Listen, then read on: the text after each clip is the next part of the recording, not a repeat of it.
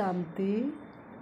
9 जुलाई 2023 प्रातः मुरली ओम शांति। अव्यक्त बाप दादा रिवाज 26/2/95 मधुबन। आज बाबा के अव्यक्त महावाक्य है। संगम युग उत्सव का युग है। उत्सव मनाना अर्थात अविनाशी उमंग उत्साह में रहना।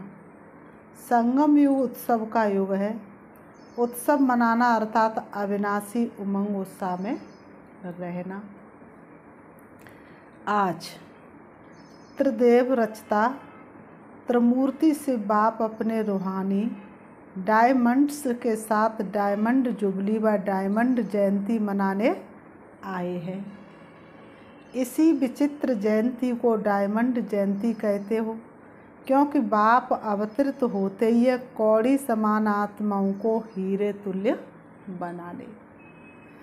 तो बाप दादा चारों ओर के बच्चों को जो हीरे से भी अमूल्य है, सबको सामने देख रहे हैं।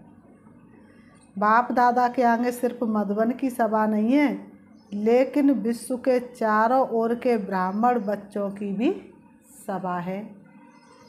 सबके दिल की मुबारक के स्नेह भरे गीत कहो बोल कहो बाप समीप से सुन रहे हैं। दिल का आवाज़ दिलाराम के पास पहले पहुंचता है। तो बाप दादा देख रहे हैं कि बच्चों के सेवा का प्रत्यक्ष प्रमाण चारों ओर से मधुबन बाप के स्वीट होम तक पहुंच रहा है। वैसे भी शिव जयंती को उत्सव कहते हैं। यथार्थ रीति से उत्सव आप ब्राह्मण ही मनाते हो, क्योंकि उत्सव का अर्थ ही है सर्व उत्साह उमंग में रहें। तो आप जो भी बैठे हो सभी के दिल में उत्साह और उमंग कितना है? अविनाशी है या आज के लिए है? अविनाशी है ना। इसलिए बाप दादा इस श्रेष्ठ संगम युग को उत्सव का युग कहते हैं। हर दिन आपके लिए उत्साह संपन्न है, हर दिन उत्सव है। जो गायन है, आप लोग टॉपिक रखते हो अनेकता में एकता। तो प्रैक्टिकल में अनेक देश, अनेक भाषाएं, अनेक रूप रंग, लेकिन अनेकता में भी सबके दिल में एकता है ना, क्योंकि एक बाप है। चाहे अमेरिका से आए हो, चाहे अफ्रीका से आए हो, लेकिन दिल में एक बाप है ना। बाबा कहते दिल में एक बाप है ना। एक की श्रीमत पर चलने वाले हो तो बाप दादा को अच्छा लगता है कि अनेक भाषाओं में होते हुए भी मन का गीत, मन की भाषा एक है। चाहे किसी भी भाषा वाले हो, काला ताज तो मिला है। सभी हेडफोन से अपनी अपनी भाषा सुन रहे हैं। अभी यही काला ताज बदलकर गोल्डन हो जाएगा। बाबा कहते हैं अभी यही काला ताज बदलकर गोल्डन हो जाएगा। लेकिन सबके मन की भाषा एक है और एक ही शब्द है। कौन सा? सबके मन की भाषा भी एक और एक ही शब्द है। वो कौन सा? मेरा बाबा। मेरा बाबा कह के दिल से सौदा कर अनमोल।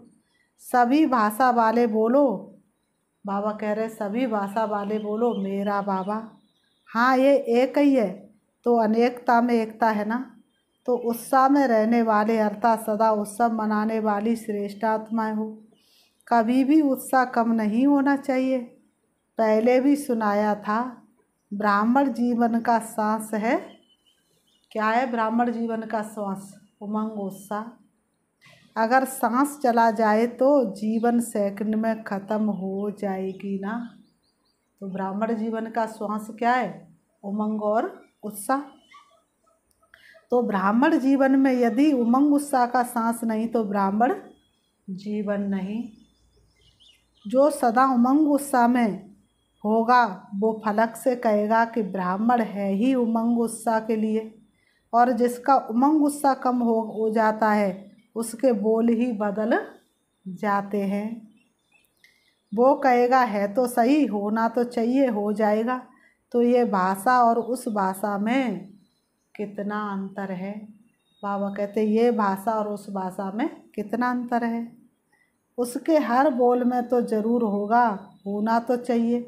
तो ये जो तो होता है ना, ये उमंग उत्साह का प्रेशर कम होने से ही ऐसे बोल, कमजोरी के बोल निकलते हैं। तो उमंग उत्साह कभी कम नहीं होना चाहिए। उमंग उत्साह कम क्यों होता है? बाप दादा कहते सदा बाबा कहो, और कहते हैं क्या कहते हैं? बाबा कहते सदा बाबा कहो, और बच्चे कहते क्या है? वाई वाई क्यों क्यों। अगर कोई भी परिस्थिति में वाई शब्द आ जाता तो उमंग उत्साह का प्रेशर कम हो जाता है। बाप दादा ने अगले साल भी विशेष डबल फॉरेनर्स को कहा था कि वाई शब्द को ब्राह्मण डिक्शनरी में चेंज करो। जब वाई शब्द आए तो भिलाए शब्द याद रखो, तो वाई शब्द खत्म हो जाएगा। कोई भी परिस्थिति छोटी भी जब बड़ी लगती है तो वाई शब्द आता है। ये क्यों, ये क्या, और फिलाई कर लो तो परिस्थिति क्या होगी? छोटा सा खिलौना। तो जब भी वाई शब्द मन में आवे तो कहो ब्राह्मण डिक्शनरी में वाई शब्द नहीं है, फिलाई है। क्योंकि वाई वाई हाय हाय कर देता है। बाप दादा को हंसी भी आती है। एक तरफ कहेंगे नहीं, हमारे जैसा श्रेष्ठ भाग्य किसका नहीं है। अभी अभी ये कहेंगे, और अभी अभी उत्साह कम हुआ तो कहेंगे पता नहीं मेरा भाग्य ही ऐसा है, मेरे भाग्य में इतना ही है। तो हाय हाय हो गया ना। बाबा कहते तो हाय हाय हो गया ना। तो जब भी हाय हाय का नज़ारा आवे तो वाह वाह कर लो, तो नज़ारा भी बदल जाएगा, और नज़ारा भी बदल जाएगा और आप भी बदल जाएंगे। डबल विदेशी आजकल पॉजिटिव थिंकिंग का कोर्स कराते हो ना? सभी विदेश में विशेष कोर्स ये कराते हो, तो अपने को भी कराते हो या दूसरों को कराते हो? जिस समय कोई ऐसी परिस्थिति आ जाए तो अपने को ही स्टूडेंट बनाकर, खुद ही टीचर बन करके अपने को ये कोर्स कराओ। अपने को करा सकते हो या सिर्फ दूसरों को करा सकते हो? दूसरे को कराना तो सहज है। बाबा कहते दूसरों को कराना सहज है। जब ये नेचुरल स्थिति हो जाए कि हर व्यक्ति को बात को पॉजिटिव वृत्ति से देखो, सुनो या सोचो, तो कैसी स्थिति रहेगी। आजकल के साइंस द्वारा भी ऐसे साधन निकले हैं जो बाबा ने कहा, बाबा कहते आजकल के साइंस द्वारा भी ऐसे साधन निकले जो रफ माल को भी बहुत सुंदर रूप में बदल देते हैं। देखा है ना, क्या से क्या बना देते हैं। तो आपकी वृत्ति क्या ऐसा परिवर्तन नहीं कर सकती? आवे निगेटिव रूप में, लेकिन बाबा ने कहा आवे निगेटिव रूप में, लेकिन क्या करना चाहिए? लेकिन आप निगेटिव को पॉजिटिव वृत्ति से बदल दो। अगर हलचल में आते हैं तो उसका कारण है निगेटिव सुनना, सोचना व बोलना या करना, इसलिए हलचल होती है। बाबा ने कहा ये मॉडल बनाते हो ना, ना सोचो, ना देखो, ना बोलो, ना करो। साइलेंस की पावर क्या निगेटिव को पॉजिटिव में नहीं बदल सकती? साइंस की पावर क्या करती है? बदल देती है ना। गर्मी को सर्दी, सर्दी को गर्मी में।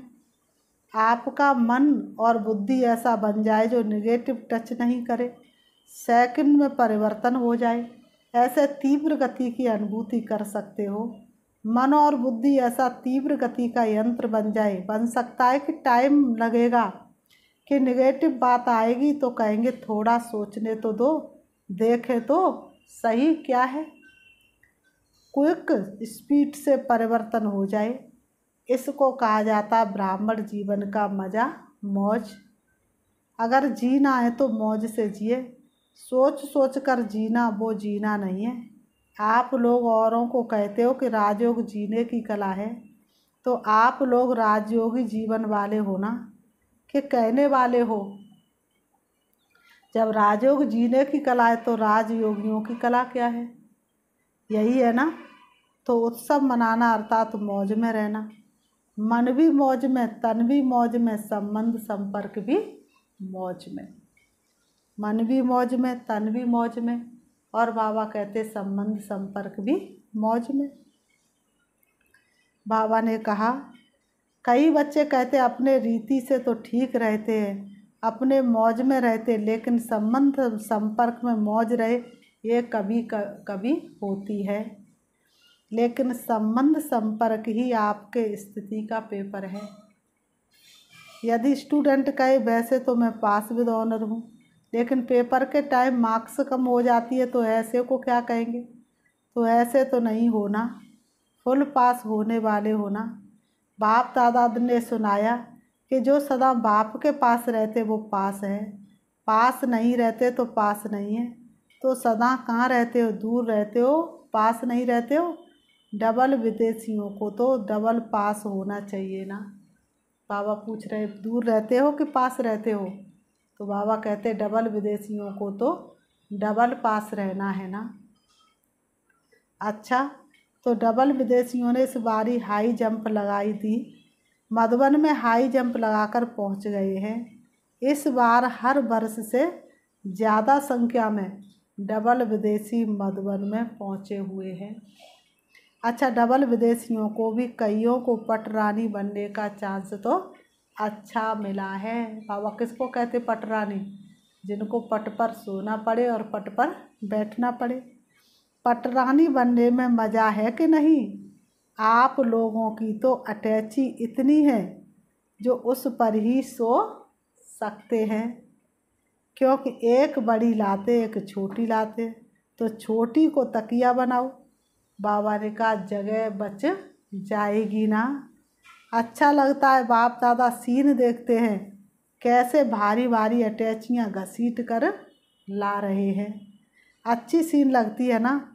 संगम पर ये मेहनत भी थोड़े समय की है, फिर तो प्रकृति भी आपकी दासी होगी, तो दासियाँ भी बहुत होंगी। फिर आपको सामान उठाने की ज़रूरत नहीं होगी। बाबा कहते फिर आपको सामान उठाने की ज़रूरत नहीं होगी। अभी अपना राज्य स्थापन हो रहा है।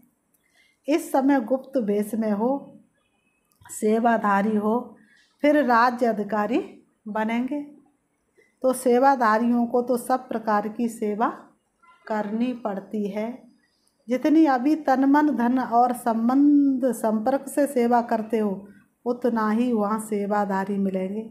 सबसे पहले तो ये प्रकृति के 5 तत्व आपके सेवाधारी बनेंगे।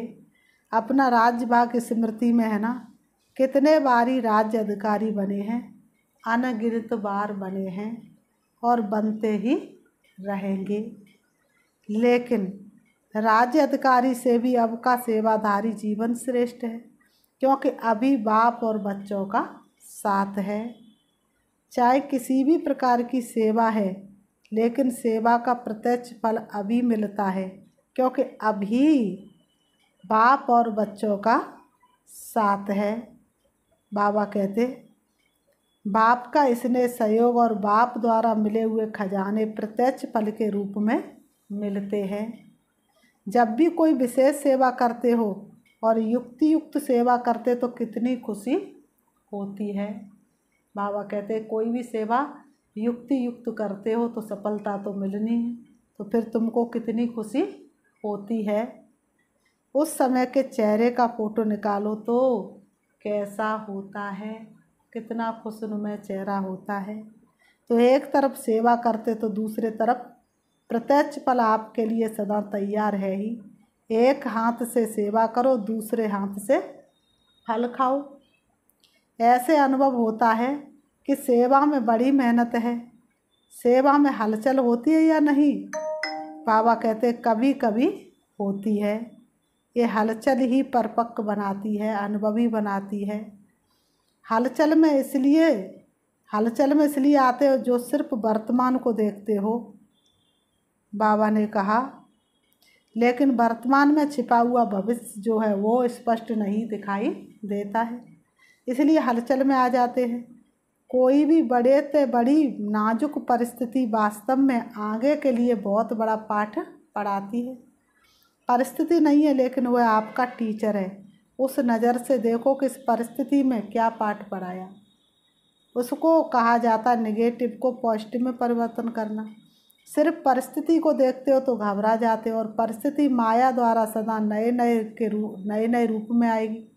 वैसे ही नहीं आएगी जिस रूप में आ चुकी है, उस रूप में नहीं आएगी, नए रूप में आएगी।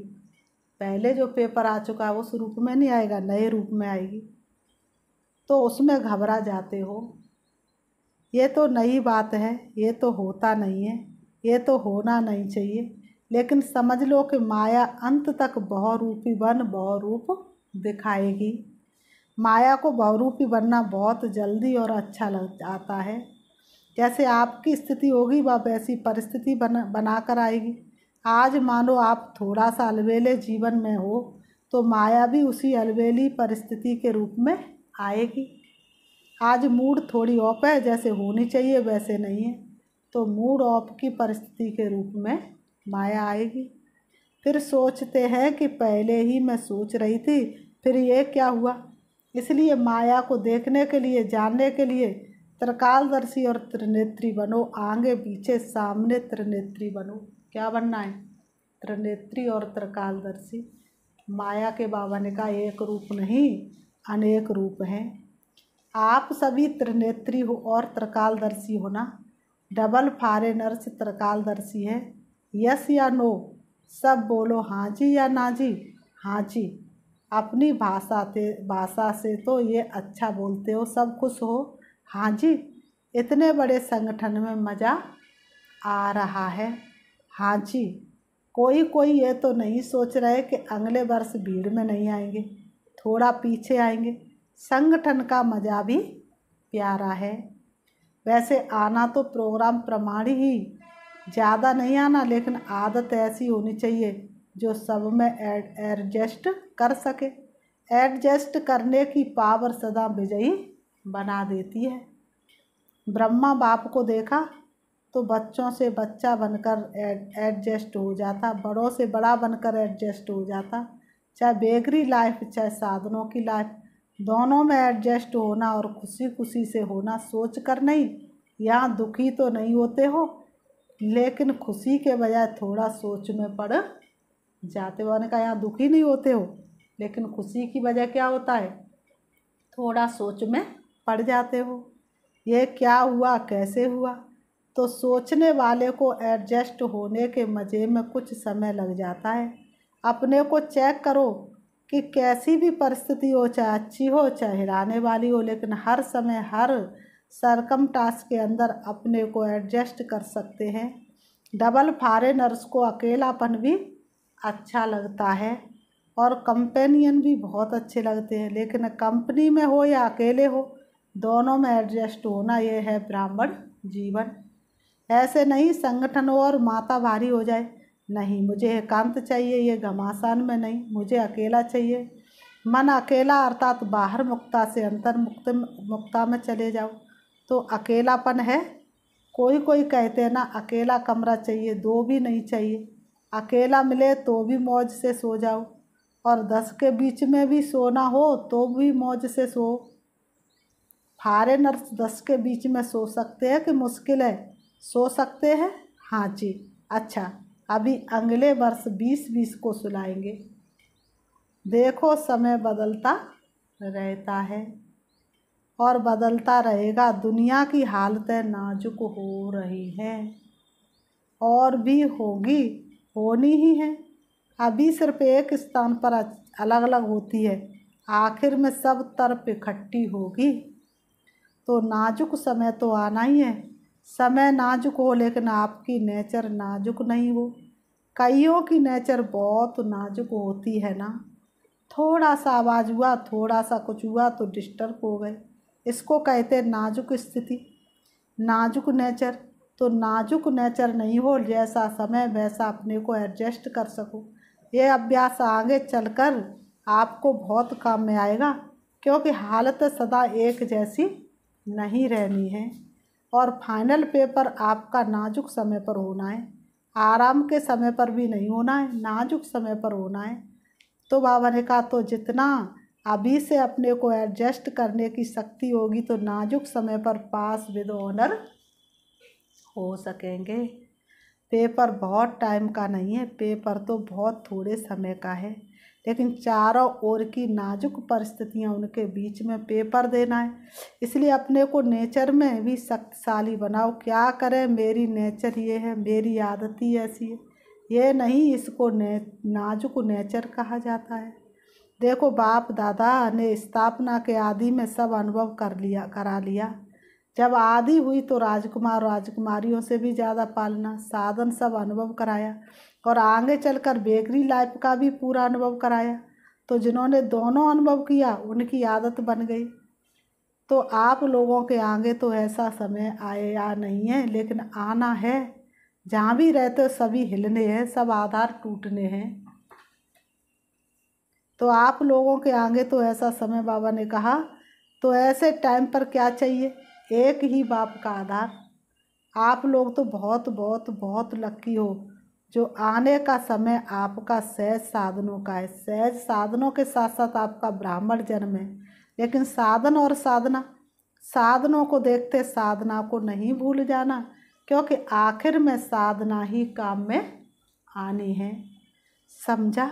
अच्छा, चारों ओर के अमूल्य विशेष रत्नों को सदा हर दिन उत्साह के से उत्सव मनाने वाली श्रेष्ठ आत्माओं को, सदा स्वस्थिति और सेवा के उन्नति में बैलेंस रखने वाली ब्लेसिंग के अधिकारी आत्माओं को, सदा परिस्थिति को सहज पार करने वाली ऐसी अचल अडोल महावीर आत्माओं को बाप दादा का याद प्यार और नमस्ते। रूहानी हम बच्चों की रूहानी बाप दादा को याद प्यार और नमस्ते नमस्ते नमस्ते। वरदान, संपूर्णता द्वारा संपन्नता की प्रालब्धि का अनुभव करने वाले सर्व झमेलों से मुक्त भव।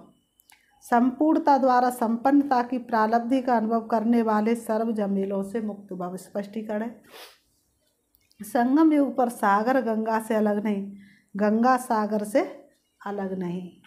इसी समय नदी और सागर के समाने का मेला होता है। जो इस मेले में रहते हुए सर्व झमेलों से मुक्त हो जाते, लेकिन इस मेले का अनुभव वही कर सकते जो समान बनते। समान बनना अर्थात समा जाना।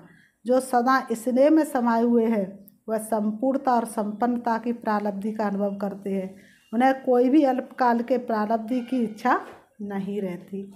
स्लोगन, सदा एक बाप के श्रेष्ठ संग में रहो तो होलीएस्ट और हाईएस्ट बन जाएंगे।